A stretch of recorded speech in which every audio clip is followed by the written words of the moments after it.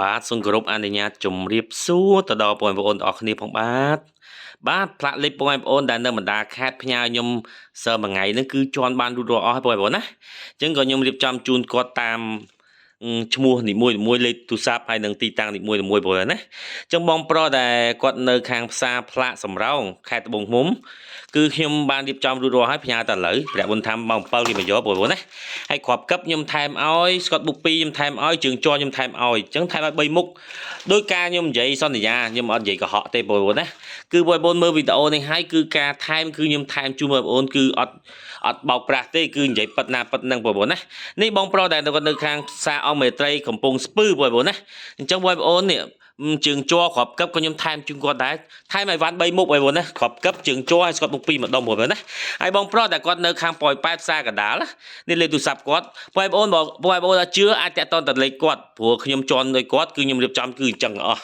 បងប្អូននិយាយរួមគឺខ្ញុំរកស៊ីស្របច្បាប់អត់មានកុហកភូតផលទេហើយថែមគឺថែមស្កតបុក2ម្ដុំគ្រាប់កឹបអ៊ីណុកមួយឈុតជើងជ័រមួយដូចគ្នាហើយនេះផ្លាកលេខបងប្រុសដែលគាត់នៅភ្នំពេញនៅម្ដុំអាស័យកែវគឺក៏ខ្ញុំជន់ជូនគាត់រួចរាល់ហើយមុខវែងក៏ខ្លីប្រភេទពួកកូឡា98ពួកហើមពួកឆ្លាមគឺក៏មុខវែងក៏ខ្លីបងប្អូនណាអញ្ចឹងខ្លីមួយគូខ្ញុំអត់ទទួលជន់ទេឥឡូវនេះគឺជន់វែងមួយគូហើយនឹងវែងមុខក្រោយខ្លីខ្ញុំជន់បានអានេះគាត់យកសេវាកម្មឲ្យខ្ញុំទៅដោះទៅដាក់នៅក្នុងក្រុងភ្នំពេញគឺខ្ញុំយកសេវាកម្មឲ្យគាត់អញ្ចឹងខ្ញុំជន់ឲ្យគាត់ហើយ3ផ្លាកលេខនេះគឺផ្ញើតាមបណ្ដាខេត្តផ្លាកលេខមួយទៀតគឺខ្ញុំផ្ញើខ្ញុំទៅចាប់ឲ្យគាត់ដល់ទីតាំងតែម្ដងអញ្ចឹងបងប្អូនដែលគាត់ឃើញវីដេអូហ្នឹងហើយ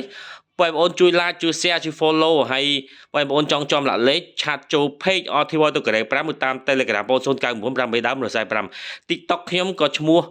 RTY ទៅកូរ៉េ5ដែរបងប្អូនណាឆាតចូល page ក៏បាន Telegram ខ្ញុំក៏បាន TikTok ក៏បានអរគុណច្រើនជំរាបលាទាំងអស់គ្នាបាយបាយ